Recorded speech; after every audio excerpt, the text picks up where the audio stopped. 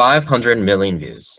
That's the number of views Alexis and I have contributed to generating across platforms, across our pages, our teams, and the people we worked with.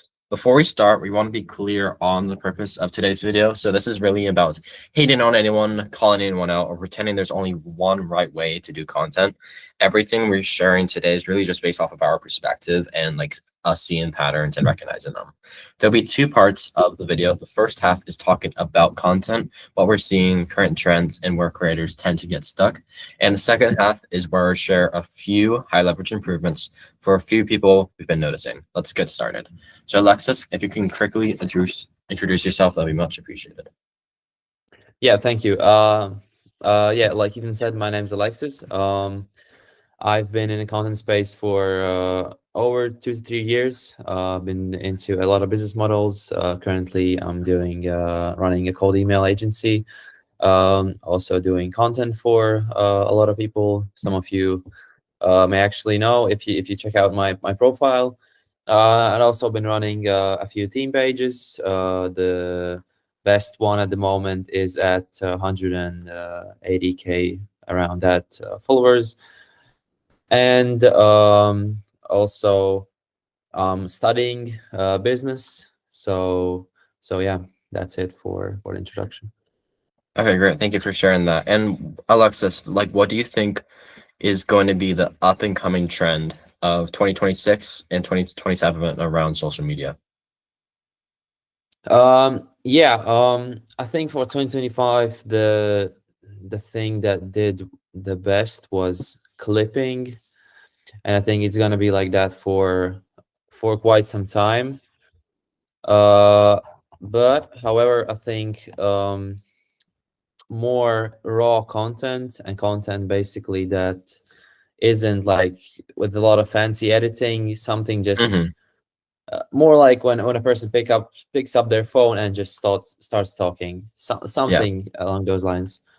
Okay, and do you think that can be applied to every single type of content on social media, or do you think it applies to more like as in high ticket environments where like trust is very much needed to have the sale happen compared to, let's say, a e-commerce brand who's trying to advertise their drink? Do you think it's going to apply to just a specific category of content or just in general? I think it's gonna more apply to, I don't know, I think people who sell info products online. Yeah, so for example, I don't know, people I think are looking make it most out of their For You page. So for example, when they see a person sharing some knowledge, particularly knowledge they or so on a topic that they're interested in, they're gonna watch the whole video, and yeah, go to their Instagram and go from there. Cool. Yeah, for me, it's very much so based around like high ticket and then high ticket trust and then also high ticket conversion of like how much trust you need to have built in place to get a sale. So then when it comes to just high ticket products, high ticket sales in general, how do you think people will stand out in that environment in 2027 or like just this year? Particularly in the high ticket space. Yeah. I think offering something for free or doing like a free work. I mean, obviously there's a capacity that you can do with that, but I mean, to some extent, doing something for free too, kind of. Yeah, definitely. And that goes more around like the services space, because when people think of like high ticket, they tend to think of like, my mind goes straight toward like coaching, courses, mentorship, etc. But there's also like the agency side of it too, of where you run like a high ticket service. You could say that's monthly. Your retainers are depending on how your offer is set up, and you could charge 5, 10, 20, 30, 40 plus grand a month for services. That can definitely be something that you need to build trust around. And especially with AI too, with a lot of where everyone nowadays, like the market and the gap between the people who are skilled and know what they're doing compared to the people who are not skilled and they don't know what they're doing is growing, and it's bigger than ever before, in my opinion. And around that, people who are just got started and have like the bare minimum skills, everyone at that point has case studies. Everyone at that point has testimonials, and every like person at that point has like an SOP or entire like build out. So it's really about standing out. Like for me, marketing is standing out without breaking trust, as in keeping your principles intact, ethics, morals, etc. But it's also about focusing on being contrarian. But if most people are trying to have that contrarian mindset, you have to go the opposite of that, or just opposite to some extent. So then when it comes to like with AI and just like how people can stand out, what do you think people will use AI for around content in the next like year or so? Like, do you think they're going to use it for like everything, or still just like a few aspects of content? I think for AI, I mean, I think the best way to use AI is to generate ideas. Mhm. I mean, yeah, I think that's the number one way they're gonna use AI is by generating ideas for them. Yeah. And yeah, another way they, I don't know, could leverage AI is by, I don't know if you know the business model when they're creating like AI videos. um these yeah AI videos. So yeah, that could do pretty well, but that's like a super niche thing. So in general, I think Mhm. for ideas. Yeah. And also it's like just depends on like what type of AI videos. So I believe like there's the counter trend right now. Like a lot of people are hating on AI created content just in general, whether it is obviously AI with the like the AI Sora AI watermark, or just like the captions in your description. People like saying this just because this person used captions, this video must be AI. That's somehow some people's reasoning around just AI content. So I believe that there's kind of going to be two subsets of content, maybe like 5-10 years down the road. There's going to be completely AI content and it's completely human content. And if let's just say someone person uses like an AI edit in the video, like say they're out sick that day and they were supposed to record and publish a video, they use like an AI avatar of them instead, and they magically find that like the audience finds that this person is missing like half of like a like micro part of like their hair. They'll find out, and then their entire brand and reputation goes down, especially along the side of like high ticket, high trust environments. So then when it comes to just AI and how can you stand out? Like what type of tools are you currently using for to help grow your pages at the moment?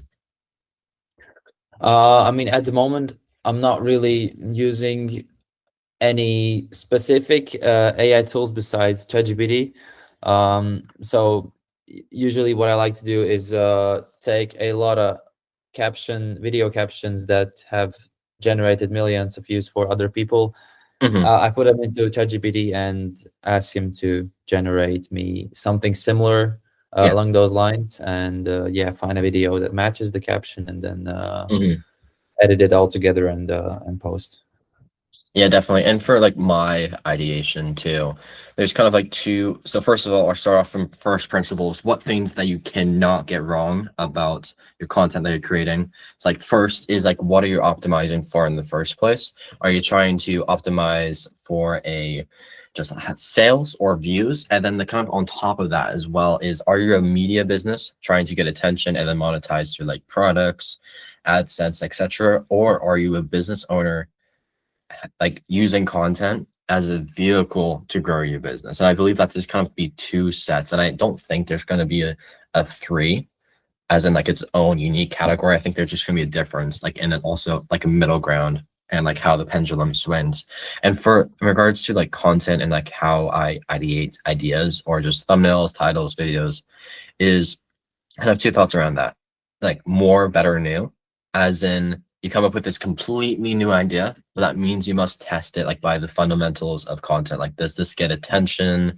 Does this do what I'm trying to get it to do, etc.? And there's a lot of list of questions that I go through. The other is just taking what works and slightly tweaking it, whether it is going to be just tailoring it to your audience. So for instance, if you are in the beauty space and you found a crazy title that's performed really, really well in the e-commerce space, you can translate that over into that. So it's finding those outliers and then doubling down on what works from there.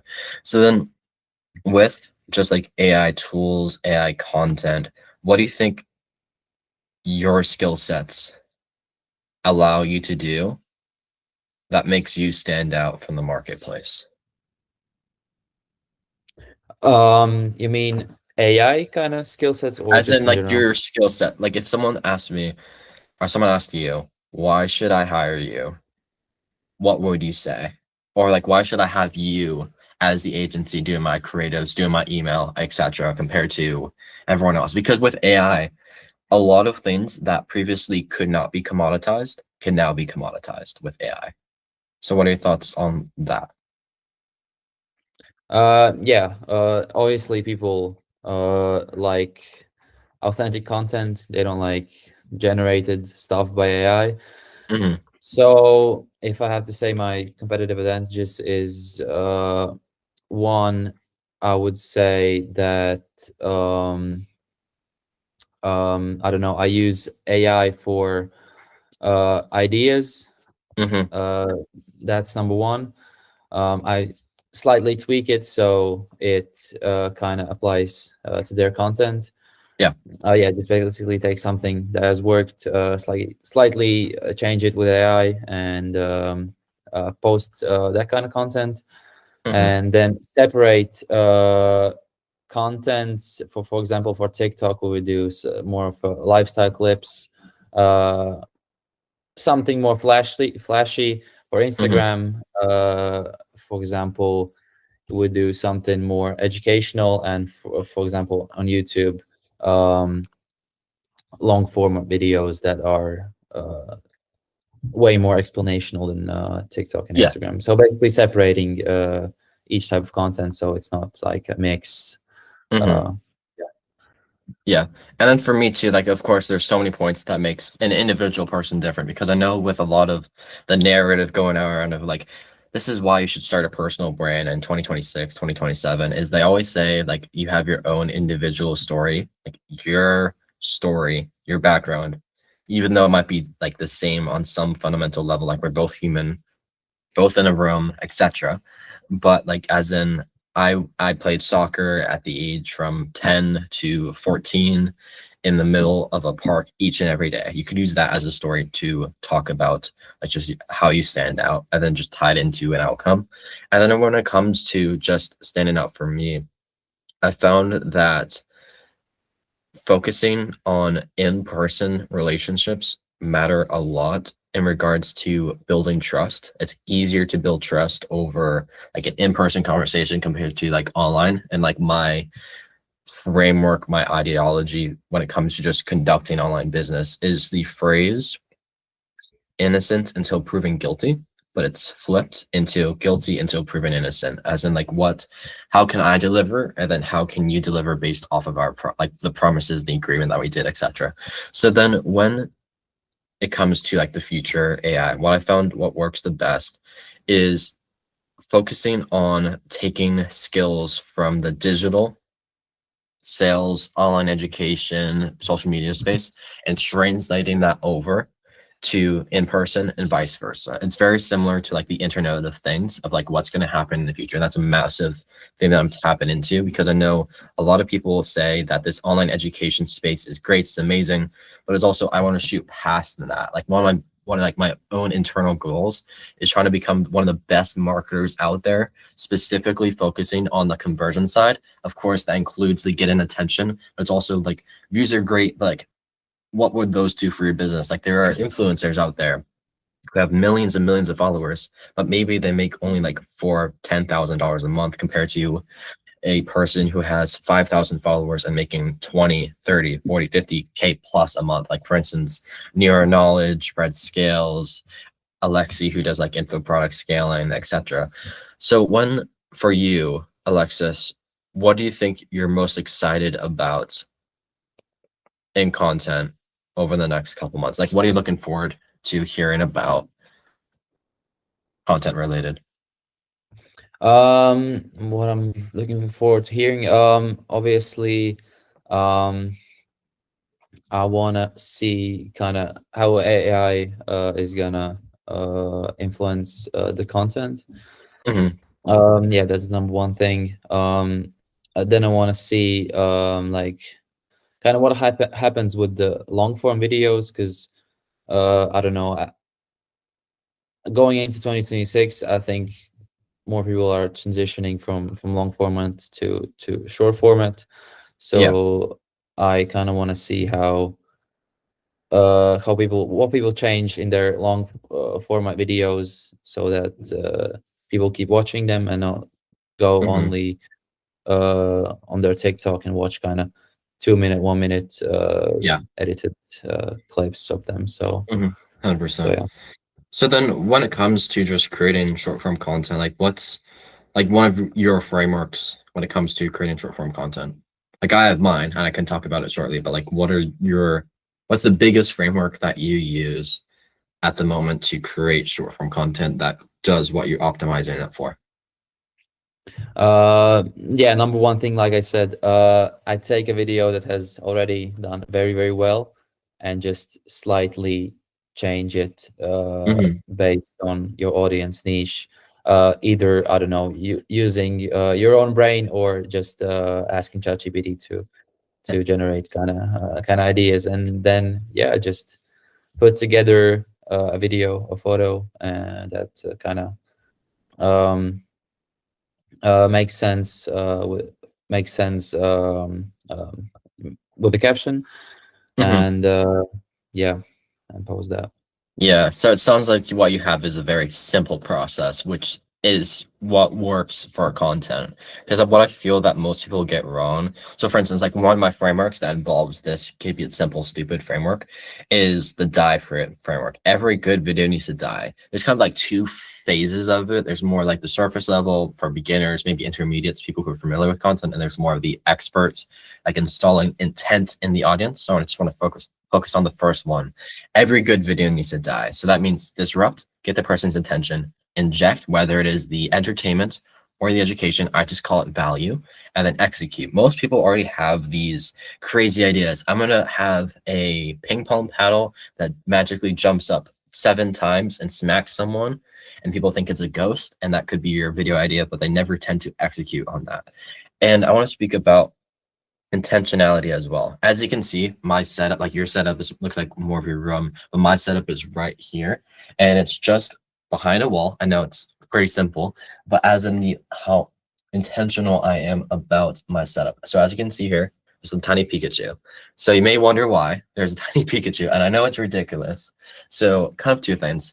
In a viral video, there's usually a couple, like 2 to 3 max outliers. Like, why is this person hopping on 1 foot and they have a banana on top of their head? It's like getting the people in the comment section to like find like where's Waldo, or like why is this random in the video. And then next is of course Alex Mosey, potted plant right here, you can't really see it. There's the Bible, and then there's one up on Wall Street by Peter Lynch called Beating the Street, and that's really about standing out. How can you find your competitive edge? And then like right now, of course you can't see it, is a ping pong table. So it's like the miniature setup that I used even in just content, like what we're doing right here is content. So when it comes to like what you found that works, that's great. So it's like a simple setup that works to create short form content. What do you think that most people are like messing up on in regards to either creating short form content or long form content? um yeah, I mean, like I said, they're not separating their content based on the platform. So they're posting, I don't know, educational stuff on TikTok, where Hmm. it's not going to It's do not well. suited to the right audience. Yeah, It's because Yeah, there's it's not suited multiple. to. Yeah, that'd be more of like a YouTube kind of video. Like when I think of, to add on to your point, when people think they have like a how to do this, like how to build a rocket ship, just for the sake of example, they they shouldn't go to TikTok to learn how about it. They usually go through YouTube or now like ChatGPT AI or an in-person relationship. Like how do I build this? So that's a good point. So then when it comes to that of like just creators getting stuck, do you think it's like now is a good time just to find a few creators that have like a multiple ways for them to improve? So let me just share my screen. We're good to do that. Yep, let's go. All right, sweet, let's roll. So what we have for everyone who's watching, let me just share my screen right here, is just a few people. So what we have is going to go over what they have. So we have Ben Mallah here. We have Victor Hansen. And then shout out to Ryan Clogg and Josh Gavin for this video idea. I want to credit my sources. And Brandon Dawson, Building Billions. For context, he's the business partner of Grant Cardone. Just get that out. So Alexis, what do you think is like the biggest optimization for Ben Mallah? I know for context, everyone, we had a quick snippet before of just to look over these creators. So Alexis, like, what are your thoughts after analyzing Ben's content? First of all, I really like his thumbnails. I mean, most of them, but not all of them. Yeah, I mean, I don't know. I think people are overusing the Mr. Beast type of like right. Yeah. yeah, Mr. Beast type of stuff. So I think in 2026, I mean, how do you call it? Thumbnail? Yeah. Right. Yeah, thumbnails. I think just raw moments Hmm. of the video, just The video. in Yeah. in a photo. No fancy editing. I think that's gonna do Hmm. way better than a fancy, I don't know, AI Yeah. The generated. VFX edits or those micro transitions that look super, super fancy, but they're just aesthetics. Yeah. Yeah. Yeah, you're basically making a video thumbnail super fancy, but the content is kind of disappointing there. Um so yeah, I think what he's also doing well is he has a lot of good video captions, but Hmm. however, I would improve some of them by injecting more numbers Yeah, and definitely. more So like like, making it more authority-based content, like I bought a house or I'm worth 250 million. Here are 3 reasons why you should listen to me. Yeah, I definitely agree with you on that. yeah, give basically viewers a reason why to click on his video. Hmm. Yeah. Anything else, Alexis? And then I have like my analysis of what Ben's content is doing and what they Uh, could improve on. yeah, go on. All right, sweet. So my biggest suggestion, so like how I usually approach a creator is kind of what are the two things we can do? There are like the micro optimizations, and micro optimizations don't just have to be like 2%, 3%, 10% here. They could be 50% to all the way to 100%. Then the next thing is like what are the macro improvements that we can do? The 300x's, because the reason why I transitioned, for context, everyone, as it says, an ex sales rep. I used to be a sales rep for a company. It was a great experience. But the reason why I kind of transitioned away from sales to marketing is at sales, you can close 100%. That's probably not the best like close rate. You can close everyone, but they might not always have success with your program, etc., chargebacks, all that fun stuff. But with marketing, you could 10x the amount of funnel, maybe lower the like sale close rate just because of like quality of leads, but you can still like double the business. Of course, then have to focus on your other constraints like fulfillment, team, CSMs, all that fun stuff.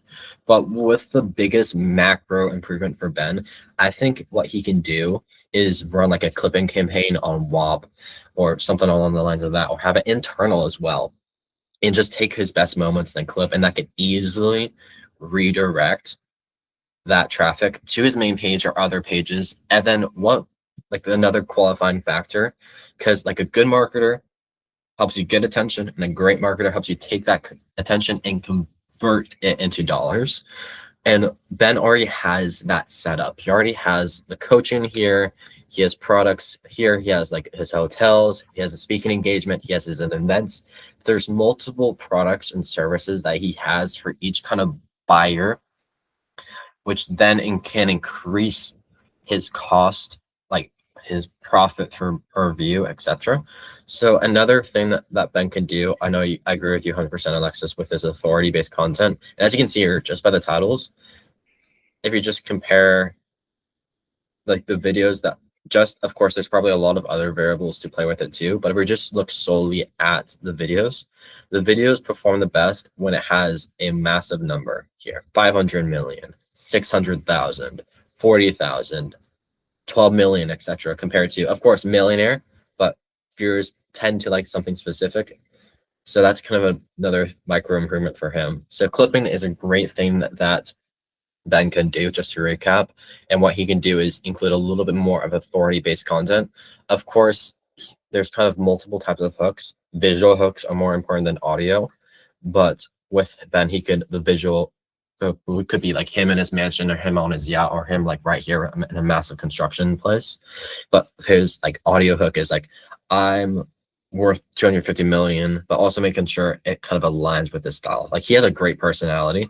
I actually started a clipping page for him, just doing it for a fun side project, and already like 50 plus followers, about 40, 50, 60,000 views already. And I just basically started. All right. So that was really my very quick overarching view on Ben's content. Alexis, do you have anything else to mention? Yeah, I kind of want to support your take on the clipping. Yeah, I think clipping is the biggest macro improvement that he can make. So yeah, I think we checked before if he's done anything related to clipping on Instagram and TikTok, and I think there wasn't absolutely anything there. So yeah, I think clipping is the way to go for him. Yeah, and this is like just the test page for if you guys were wondering, like 5,000 views here. Of course, nothing has gone crazy viral yet, but I just got started with this page. And funny enough, I think Ben Mallah Jr. follows this page too. Let me just scroll all the way down just to prove it. Just type in Ben. All right, yeah, sweet, right here. So let's just transition into Mark's content. So Alexis, do you want me to go first with him, or do you want to start? Yeah, you can start. All right, cool. So first of all, for context, guys, Mark is the co-author of the Chicken Soup for the Soul series, which has sold over 500 million copies. And if you guys have been watching at the start of today's video, I want to speak about like authority. For the hook for today's video was 500 million views. And when it comes to people who are what I call legacy educators, people like Victor Hansen, Robert Kiyosaki, David Meltzer, people who have these massive brands on, like in person, and have some audience online. They've been around for decades, and they can take these timeless principles of like how to stay relevant and turning that into content for the younger generation, specifically maybe for like a potential high ticket offer, micro niche, is by using specific word choice to attract people who are making a lot of money, let's say 100, 300, like millions a month, who are young. And what I found, like one of the biggest fears of our generation, you could say, who are crushing it, is like, I have all the success and it's great. I've like rapidly succeeded with the use of AI, etc. Like, will I fall off? And I believe that's a massive opportunity that people like Victor Hansen, Robert Kiyosaki can help coach these people. So that's just really to set the scene for context. And then for Mark's content, as you can see, he hasn't posted in a while, so but you can easily tell he's trying to take his content and translate that experience to the younger generation, but it doesn't seem like he's having a lot of success with it. So as you can see, he hasn't posted in a while, about a year ago. You can see with thumbnails, they're all right. Like, they're okay. If you could rate them like 1 through 10, I would say like a 2, 2.5, because it really just depends on like what he's optimizing for. And it seems like he's more attracting, of course, just to the law of attraction, a more older audience. So I found like this kind of works for more of the older audience, just like background, like a slideshow. AI titles here, low view counts. Of course, haven't posted in a while. Not a lot of views throughout, but a decent range due to the amount of subscribers that he's getting. Let's just click on one of the videos. Let's just go to this one. So it's really just about him talking about like a story, etc. And what I found that the biggest improvement that he can do to his content if he wants to keep on posting is take all of his stories and tie them a little bit more into the viewer. So this is one of the models that I have. It's called the you model. Who watches the video hundreds, thousands, millions of times? Is it you or is it the viewer? It's the viewer. So make content tailored to them. And one way, very simple way to do it is just have the word you in the first couple seconds and have it you based woven throughout. It's like the micro hooks that you were referencing earlier, Alexis, of taking principles from like short form content and then kind of take that and put that into long form content. Of course, it's the same content. You should have hooks in long form, but like I want to hear your thoughts, Alexis, with Mark's type of content. Yeah, could we scroll down a little bit? Yeah, sure. Okay, here we go. Yeah, it looks like is posting pretty short videos. Mm-hmm.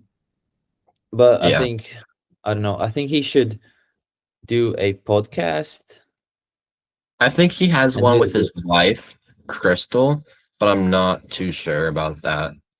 He might have one because I know he like has his new book, like the Ask book. But let me just see. He has like speaking engagements, book a call. Doesn't seem like it.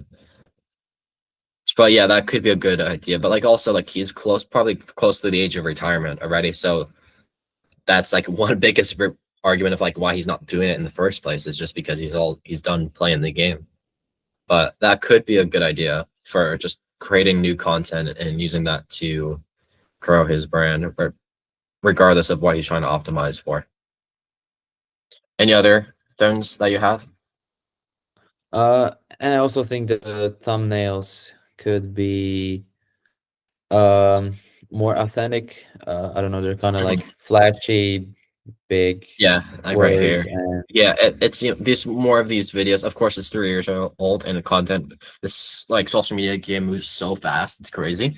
But he can definitely improve his thumbnails, titles for sure. Titles sometimes tend to trail off, like rich people and like poor people, like something short, simple, and straightforward to the point.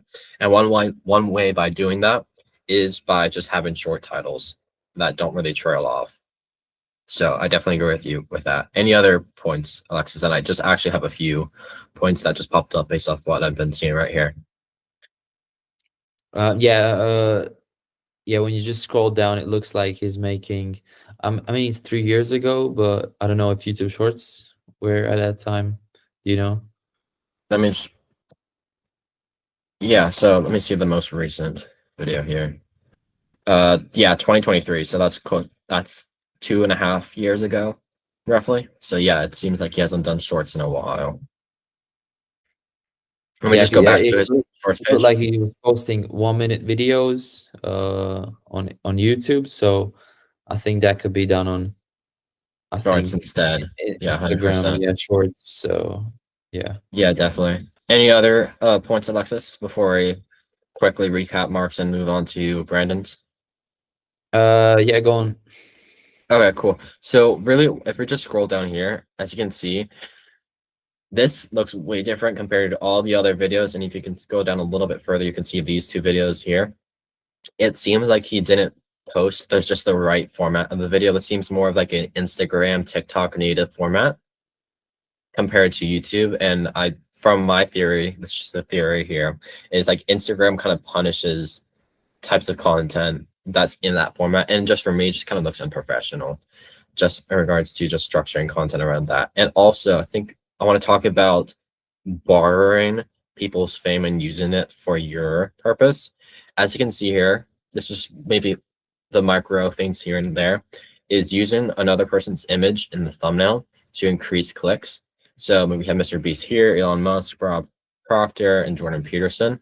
So people can, if they want to like leverage and kind of, they have their audience, but if they want to like reach out and grab another like hundreds of viewers from this audience, they can do that by making relevant people and bring them in. So if you want to like structure a thumbnail, and let's say you have, just for sake of example here, is I have a podcast with Jimmy Donaldson, aka Mr. Beast, and I had a podcast with him. And really, of course, no one is super familiar with my name. I will have my face, if I'm going to put my face in the thumbnail, be smaller than Jimmy's. However, if I want to kind of not just attract people who just watch Mr. Beast videos, that what I call the like dopamine monkeys, I will reduce the amount of like face that people see of Mr. Beast and reduce it down. And additionally, I would maybe not even say Mr. Beast. I would say Jimmy Donaldson. So of course, people recognize it's Mr. Beast, but it's the less population. So I would kind of increase the viewer quality because I'm not planning to sell a 12-year-old kid a $5,000 like service. So that's another kind of big point around that too. So that's really it for Mark. So let's quickly transition into Brandon Dawson, and then we can just recap with what we saw, etc. So Alexis, you can go first this time for Brandon. Yeah, I'm looking through. I mean, so far it looks pretty good. The captions are, I think they have a lot of numbers. Yeah. And yeah, and just to like They go down onto your like authority point, just to jump in. You can see here, of course, this is just one variable to content, but you can see massive numbers right here, 7 billion, 25 million compared to, and like the 300K here compared to like the other videos. Yeah, you can go ahead. yeah, the thumbnails I think are done pretty well. I mean, most of them, some of them are could be improved. Hmm. Yeah, and also, Um, yeah, go ahead. Just super passionate about this. yeah, go on. All right, yeah. So let me just go back up here. Of course, this is just one of the probably more like thumbnails, titles I found are more of the micro optimizations. Like even if you don't have really have a perfect title or a perfect thumbnail, but the video's smack dab of 10 out of 10, it's fantastic. That's still going to get a lot of views. It's just like the micro optimization here and there, like everything's a funnel. So that's how you trick about it. So just by the analyzing these two videos and just comparing them to this one and this one, I believe, correct me if I'm wrong, this one right here and this one are more simpler thumbnails compared to this one, this one. Like my brain is telling me like where should my eyes go? Should it go to his face? Should it be the money burning? Should it be this pile of money that's climbing up? Or is it should be like alone and collaborate? And then same for this one. There's so many of these little pills that you could have. And it kind of just overwhelm the viewer. And I want to speak about like overwhelming the viewer. Like people, it just goes back to like the viral idea or just creating content that stands out, like the Easter eggs woven throughout. Is people can have so many Easter eggs in a video that it overwhelms the viewer. Like for instance, you have a banana and you jump in upside down, you're just overwhelmed, and just people just scroll past, even if they're just seeing a regular long form video. But yeah, that's my point. And another thing is just like he's kind of alienating his longer long form audience compared to more of a short form content. Like as you can see here, we have a 50-minute and a 5-minute, just rounded up, compared to what like if you see like Alex Ramosi doing Diary of a CEO, they kind of split up their long form content into long form content but still short. So like he has Ramosi highlights, and then he also has his long form Diary of a CEO, has his long form podcasts, and then shorts. And then he has the Diary of a CEO clips that are like 20 plus minutes or less. So yeah, that's really just a quick overview. I want to hear your thoughts because I've been talking a lot. Yeah, I agree. You agree on you on separating the shorter videos, having on a separate YouTube channel or on Shorts, and having the Mhm, longer format videos on another channel. mhm. I haven't really seen his videos, so I can't really comment on what's kind That's of just inside of it. what let's just pick on the most recent video. I like to acknowledge his point. There is a massive gap between like the audience and his viewership. So I want to speak on that in a couple minutes, but let's just quickly go through the video so the audience can see. So it seems like more of Yeah, this video specifically is like a talking head of just the person speaking on stage. yeah, it kind of looks like he's made hundreds of videos on many different problems. I mean, they're all related to business, but they're not really kind of niche. They're overall just he's made videos on a lot of problems, and people Googled their problems. They probably watched one video and Subscribes and then never watch any of the other subscribed and then videos. never watched anything else 100%. again. So And then that kind of tells the algorithm. Of course, it's tech. People, quick rant here. People find that the algorithm, like they just blame it on the algorithm, which it is to some extent because the algorithm is the one that's kind of allocating content and it's super good nowadays. But it's also who's watching the video. The algorithm, of course, it is, but it's the viewer. So make content around the viewer. And yeah, I definitely agree with you with like multiple types of content. Whoever, if we kind of just look up at like how his page is structured, it is more top of the funnel.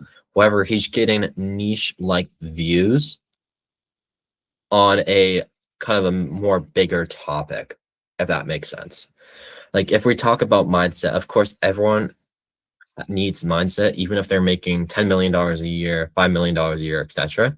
But like I would expect a mindset video to go a little bit more mainstream compared to 1.8 or like other videos here. So I definitely agree with you on that. Like he's creating top of the funnel content with the intent of what appears to be with the intent of kind of targeting a bigger generation, like just more people, but he's getting niche like views. And I believe there's multiple things that we can definitely cover that can be improved on to produce that issue that he's having. Because like to mention, he's more trying to go big and have a massive audience from what it appears to be like he's doing. yeah, and it also looks like he hasn't posted for 10 months. If Yeah, I'm that's not wrong. another thing, but like of course that can easily be changed. Yeah, let's just see here. Let's see at this point. Like thumbnails are like decent. Like that's wouldn't be the first biggest thing I'll change. It'd probably just be splitting the audiences into 2 pages because you can easily see like the delineation between these two. So I think that's the first thing. Next, of course, is kind of nail on the head of like what audience are just trying to attract. Because let's say because people typically think when they get like less views on a business channel, that's great and they're attracting the right type of people. But for someone that he wants to attract to like help scale the business, of course, he has their company has multiple products, low ticket, mid ticket, high ticket for each buyer of the funnel. But of course, you want to optimize that and have higher ticket sales compared to one low ticket sale. So if you were to get that, it's just been easier to create more micro niche content, but it's kind of not. So like if someone he wants to get, like let's say he created this video to try to attract a $10 million real estate investor to work with him, but they might just click off because it's not really tailored to them. Of course, they might like to see their mindset, etc., but it's not always the best.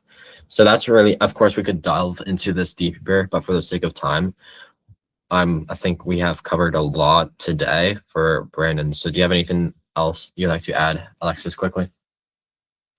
No. I would love to watch some of his. I mean, actually, can check out his if he's running anything on TikTok or Instagram. Yeah, he has TikTok and Instagram pages, and also I believe he has like Facebook, LinkedIn, etc. Yeah. So, I mean, if he's doing that and hasn't stopped, or maybe he has transitioned from long form to short form, I think I don't know that could be I don't know a good way to go. But I think if he stopped fully, then yeah, I think he hasn't seen any improvements in his business from content. Yeah, 100%.